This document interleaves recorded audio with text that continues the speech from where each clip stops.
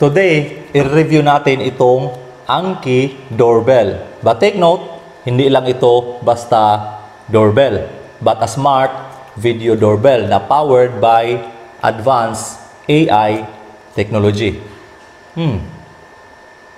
Tingnan natin.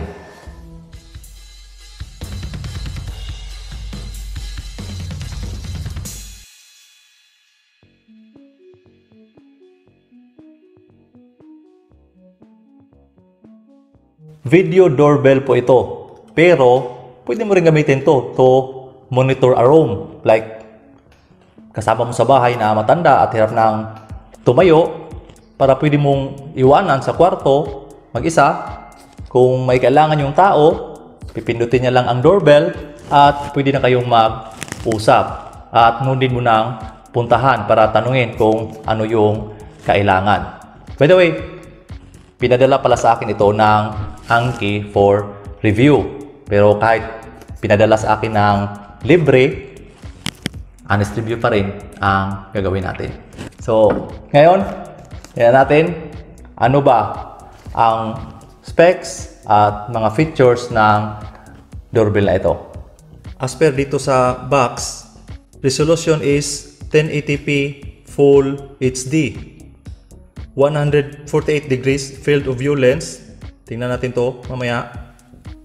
May infrared night vision, two-way audio, so pwede mong makausap at makita in real time yung tao na nasa harap ng doorbell kasi may built-in speaker at microphone na rin ito. Susubukan din natin ito mamaya. May built-in rechargeable battery. Ang alam ko, 4,800 mAh ang capacity ng battery. Isa ito sa nagustuhan ko kasi no need na mag-layout ng power cable. So, less hassle sa pag-install. And as per Anki, the charge will last for 1 to 2 months. So, depende sa traffic. Mas maraming movement, mas mabilis mag-lubat ang battery. Meron din kasi itong human body infrared sensor na nagmomonitor kung may tao sa harap ng kamera. Kaya kung maraming motion detected, mas madali maglubat. Then, multi-user sharing. Ibig sabihin, hindi lang isa ang pwede maka-monitor sa video through smartphone. Then, pwede ka makareceive ng real-time alerts at notifications sa inyong cellphone in case na matriggered yung motion detection sa camera ng doorbell dahil may advanced AI. May option ka to record a video sa memory card hanggang maximum 128 GB yung supported na local storage at pwede rin sa cloud storage. Waterproof at dustproof na rin ang unit. Then, works with your smart home. Galing, no? Ngayon, unbox muna natin. Now, buksan natin ang box.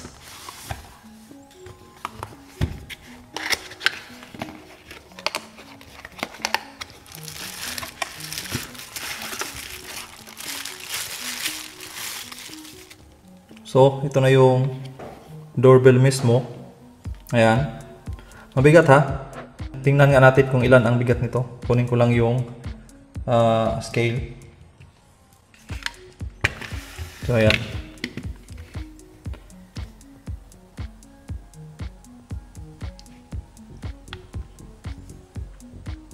So, nasa 196.7.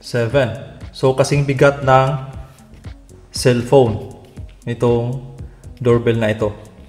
For comparison, ito yung Samsung ko na S23.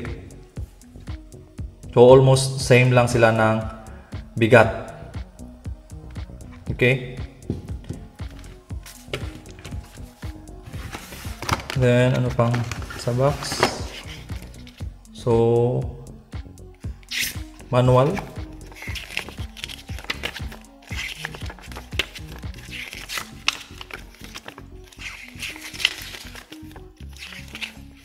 Sa tingin ko, nandito na lahat ng information na kailangan mo.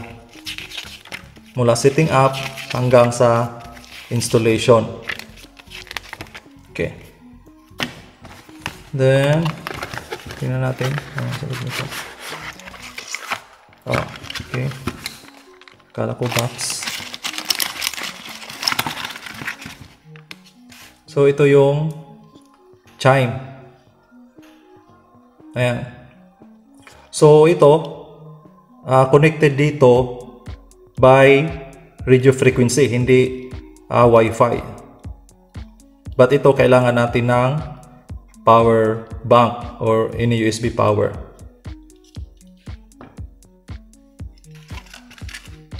Okay. So, mounting bracket. So, ito, okay. So, ito, direct mounting. Then, kung gusto nyo naka-angle, so, ayan. So, around 10 degrees na naka-angle, pwede rin. So, ito yung gagamitin natin. Then, ito naman, kung gusto nyo ng sideways na installation. Ayan. Kung nakatagilid ng kunti. Pwede sa kaliwa or sa kanan. Okay. Then, mayroong USB cable. Type B or micro B nga lang yung charging cable niya.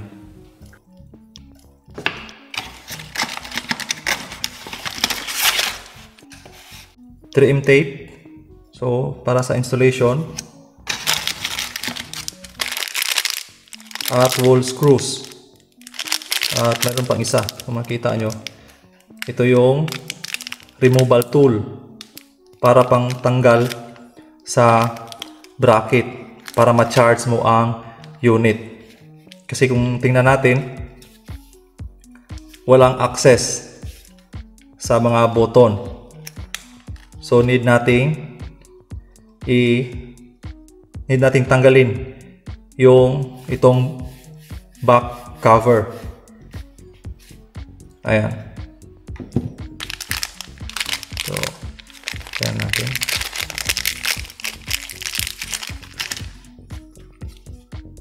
So, ayan. Meron siyang buta sa taas. Oh.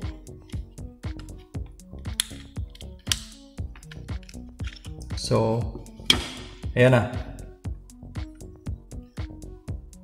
So, ito, sa tingin ko, ano to, yung anti-thief na pag mayroong magtanggal, pwede mo iset na mag-alarm yung unit. Ayan. Pag once may magtanggal, nag-alarm yung unit. So, dito na side. So, ito yung charging port. Ayan.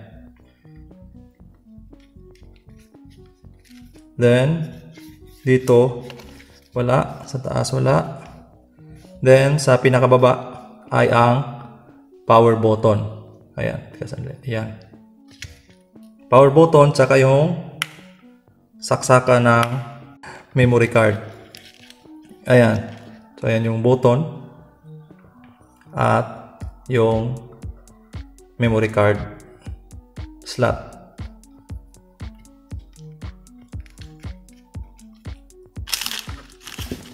So, yun lang yun. So, now, titesting na natin.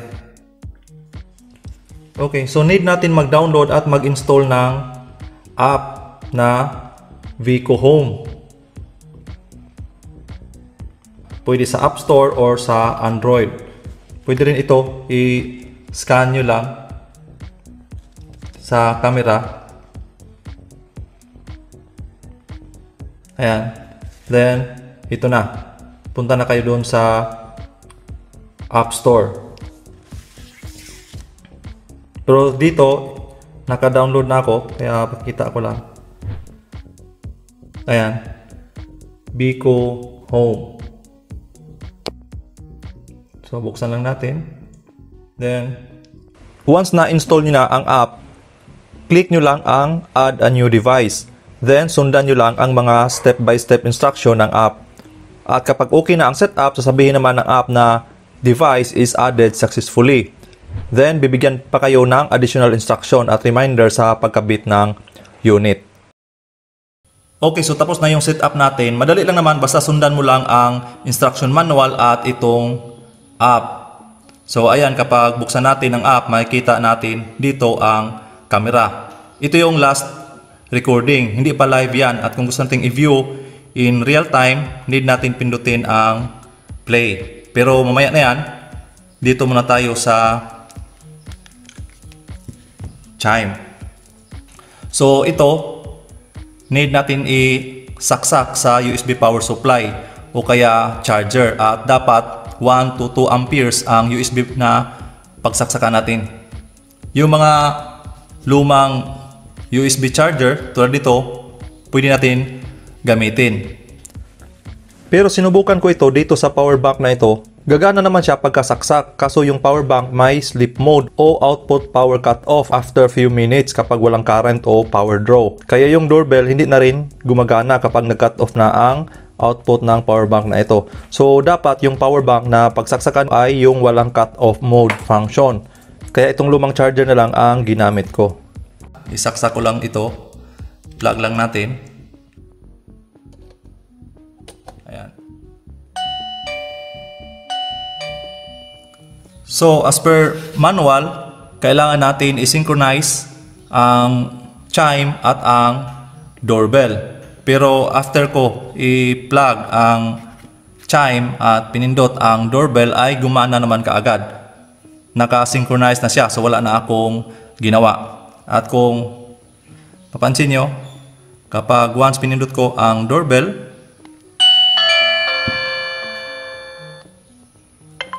automatic may phone call galing sa doorbell. At kapag sagutin natin, makikita na natin in real time ang video ng doorbell. Napansin ko lang, minsan may delay during loading sa video. Minsan nag-load naman kaagad. I'm not sure kung dahil sa lumang cellphone ko or dahil sa Wi-Fi signal. Pero once nakita mo na in real time ang video, okay naman ang audio. May kunting delay pero para sa akin, acceptable naman. So, i-install ko lang itong doorbell sa labas at tingnan natin. Okay, sa installation, in case gamitin nyo itong wedge bracket or itong corner mount, need nyo ng maliit na screwdriver para dito sa maliit na screw. Pero para sa akin, mas maganda direct mount na dito sa flat bracket. Wide naman yung camera, so kahit yung nasa gilid, nakikita pa rin naman. Kasi ito, sa tingin ko, mas secured compared dito sa dalawa. Maliit kasi masyado ang holder screw at dalawa lang. Kaya madaling sikwatin. At kapag may nagtanggal dito, hindi nag-a-alarm. Pero dito sa flat bracket, kapag tinanggal itong doorbell, mayroon itong alarm at nagsisend ng notification sa cellphone. At makikita sa records kung sino ang nagtanggal. Tingnan nyo, subukan natin. Sa pagtanggal pala, gamitin lang natin itong removal tool na kasama din sa box. Pero kahit naman tanggalin sa isang bracket, hindi mag-a-alarm ang unit pero makareceive ka pa rin naman ng notification kapag naka-enable ang motion detection setting. Pero sa flat bracket, kahit naka-off ang notification mo basta na-detach ang doorbell sa bracket ay nag-a-alarm ito. Yan kung naka-on yung anti-thief setting via app. So yan, makikita nyo, mayroon akong notification sa cellphone.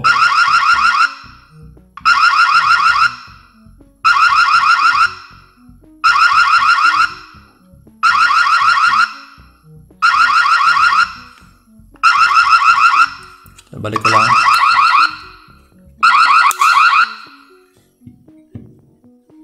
At dito makikita nyo, doorbell was removed.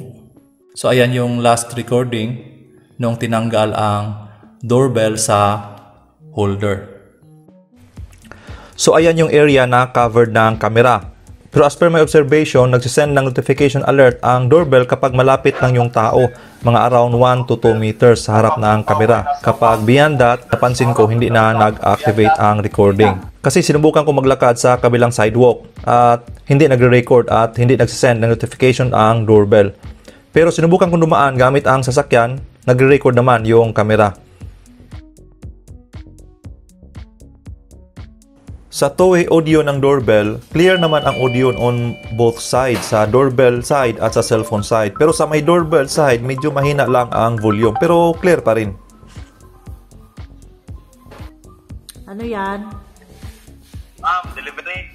Wala kaming delivery ngayon ah. Ay, sorry. Wrong house. And as per Anki app pala, sa nasabi ko kanina, pwede mo rin i-specify o i-limit ang area na covered ng camera, na doon lang ito magsisend ng notification alert.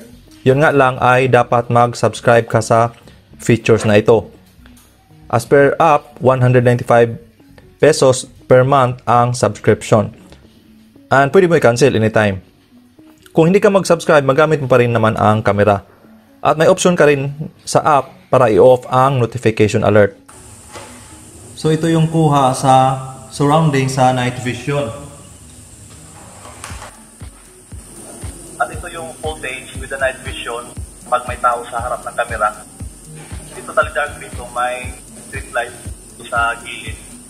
Pero may overall impression sa doorbell. Sa presyo nito na $34.99 or 1,970 pesos hindi sa exchange rate. Compared sa mga pictures ito, hindi ka na lugi dito. Tsaka maganda naman ang quality na material, hindi cheaply. Kuha ng video, okay naman. Sa audio, malakas sa cellphone. Ito sa doorbell, clear siya pero mahina. Dapat malapit ka talaga sa doorbell para marinig mo. Sa Wi-Fi connection, make sure lang malapit ang doorbell sa router para malakas ang signal. Mas maganda na sa green itong signal dito. Nasa video description pala ang product link if you want more information. By the way, huwag kalimutang mag-like kung nagustuhan nyo yung video at mag-subscribe na rin. Click nyo lang yung icon ko na yan. Thanks for watching and see you next time.